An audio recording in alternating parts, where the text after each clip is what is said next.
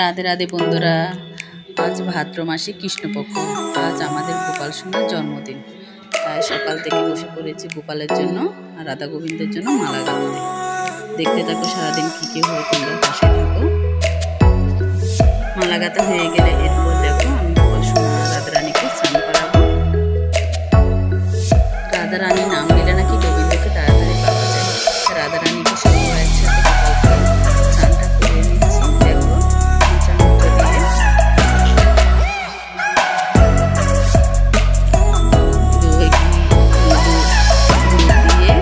পঞ্চামৃত দিয়ে এখন আমি গোপালকে স্নান করাচ্ছি।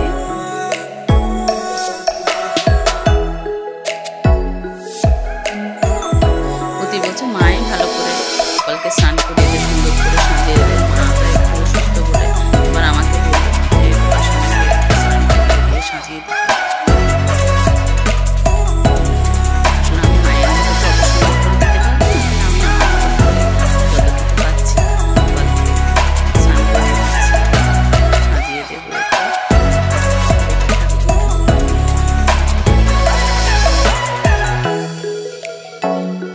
এখন দুধ দিয়ে দিলাম, দুধ দেওয়ার পরে গঙ্গা জল দিয়ে স্নান করে দিই। গোপাল সোনা কি সুন্দর দৃষ্টি দিয়ে তাকিয়ে আছে। গোপাল সোনার আজকে এত খুশির দিন, জন্মদিন।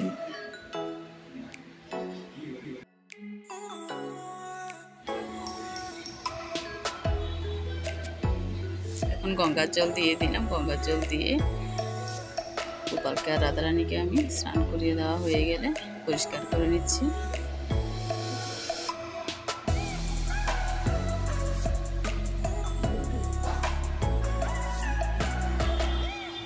গোপাল সোনাকে ভালো করে আমি পরিষ্কার করে নিচ্ছি যাতে ঘিয়ে চিটে ভাবটা না থাকে, তাই পরিষ্কার করে এখন নতুন পোশাক পরছে আমার গোপাল সোনা।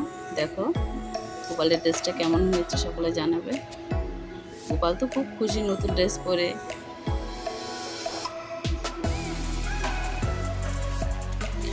দেখো আমার গোপাল সোনা রেডি হয়ে গেছে নতুন ড্রেস পরে। এখন গোপালকে আর রাধা রানীকে একটু আরতি করে নিলাম। এরপর আমার যেতে হবে রান্নাঘরে, অনেকটা দেরি হয়ে। এখন গিয়ে রান্নাঘরে আমি গিয়ে একটু সুজিটা বসিয়ে দিলাম। সুজিটা ভালো করে লাল করে ভেজে এর মধ্যে ঘি দুধ চিনি দিয়ে সুজিটা আমি করে নিলাম গোপালের জন্য।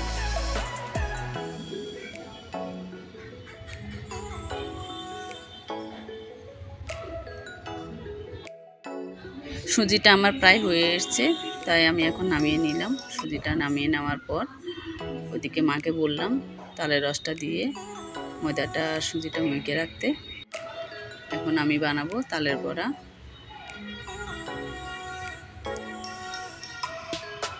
তালের বড়াটা রেডি হতে হতে মাকে বললাম ময়দাটা ভালো করে মাখতে। এরপরে আমি লুচিটা রেডি করব। মা অসুস্থ হলেও বসে বসে অনেকটা আমাকে হেল্প করে দিয়েছিল। যদি পুজোর রান্নাটা একা করা যায় না, আমার মেয়েও হেল্প করেছে অনেক। ও সারাদিন উপোস ছিল, উপোস থাকার পরেও সে অনেকটা আমাকে হেল্প করেছে। মা বসে বসে যেটুকুনি পারে পুজোর ফলগুলো কেটে দিয়েছে, ময়দাটা মেখে দিয়েছে, অনেক কাজে আমাকে হেল্প করেছে। মা আর আমার মেয়ে অনেকটা হেল্প করেছে। আর ভিডিও শ্যুট করছে আমার ছেলে, ক্যামেরার পিছনে আছে। মেয়েও অনেকটা করেছে, যেহেতু আমি রান্না করছি এদিকে সবটা আমার করে ওঠা হচ্ছে না, ওরা ভিডিওটা করে দিচ্ছে। তালের বড়াটা আমার হয়ে গেছে। এখন শিলনোড়ায় আমি মশলাটা বেটে নিলাম। এখন আমি আলুর দমের জন্য আলুটা আমার ভাজা হয়ে গেছে, আর এখন আমি ফোড়ন দিয়ে আলুটা বসিয়ে নেব। মশলাটা দিয়ে নিচ্ছি।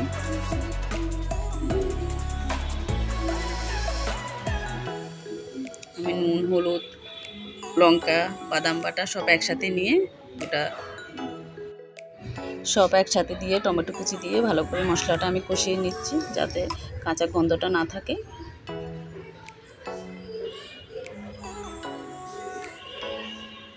মশলাটা কষানো হয়ে গেলে এরপর আমি আলুটা দিয়ে দেব।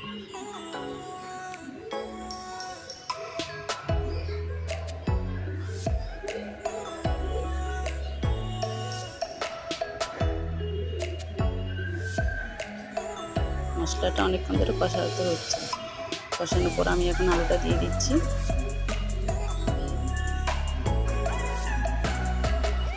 আলুটা দিয়েও আমি অনেকক্ষণ মশলাটা কষালাম, যেহেতু আলুটা সিদ্ধ হওয়ার জন্য।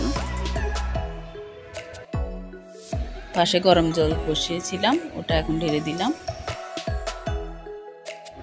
এরপর আমি একটু গরম মশলা ধনেপাতা দিয়ে আলুর দমটা এখন নামিয়ে ফেলবো।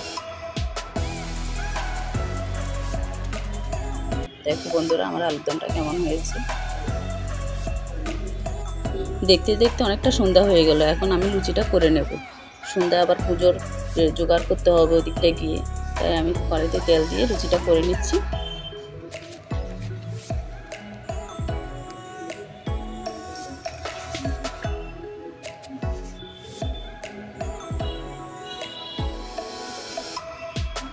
মা খুব তাড়া দিচ্ছিল, বলছে সন্ধ্যা হয়ে গেছে, কখন সন্ধ্যা দেবো। এদিকে আমার এখনো লুচি করা হয়ে ওঠেনি, মা ওই দিকটা পুজো সব রেডি করছে বসে থেকে। মাকে আমি সব বানিয়ে দিচ্ছি, মা বসে বসে পুজোর সবগুলো রেডি করলো, ওখানে গুছিয়ে নিল। দেখো বন্ধুরা আমি রান্না করতে করতে মা কি সুন্দর পুজোর ঘরটা নিজের মতন করে গুছিয়ে নিয়েছে। আমি গোপালের জন্য একটা কেক অর্ডার করেছি, কেকটা কেমন হয়েছে সবাই কমেন্টে অবশ্যই জানাবে। আর গোপালকে একটু বডি স্প্রে দিয়ে দিলাম। গোপাল নতুন জামা পরেছে, সেজেছে, বডি স্প্রে না দিলে হয়, দুপুরে দিতে ভুলে গেছিলাম বলে, তাই সন্ধ্যার সময় একটু দিয়ে দিলাম। আর কি সুন্দর করে সাজিয়েছে আমার গোপালকে, দেখো বন্ধুরা। এখন আমি সন্ধ্যা আরতিটা করে নিচ্ছি।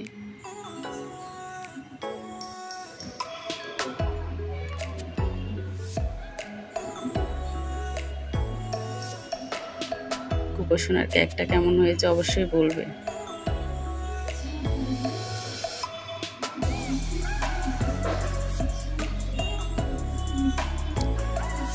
আজকের দিনে সবাই বেশি বেশি করে হরির নাম করতে হয়।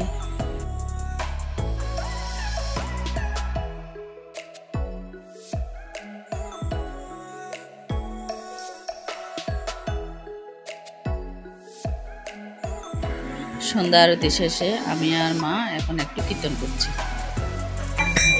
রাধা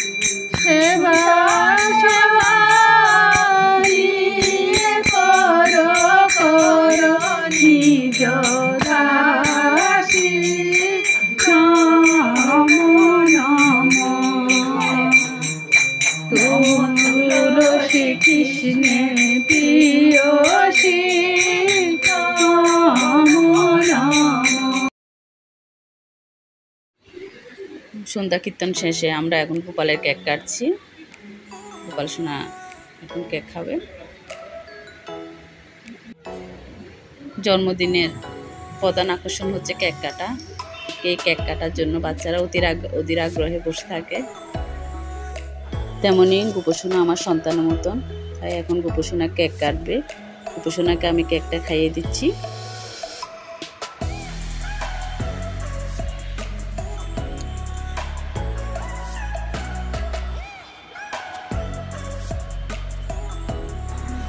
পুজো শেষে আমি এখন জবটা কমপ্লিট করে নিলাম। ভিডিওটা ভালো লাগলে লাইক, কমেন্ট, সাবস্ক্রাইব করে নেবেন বন্ধু।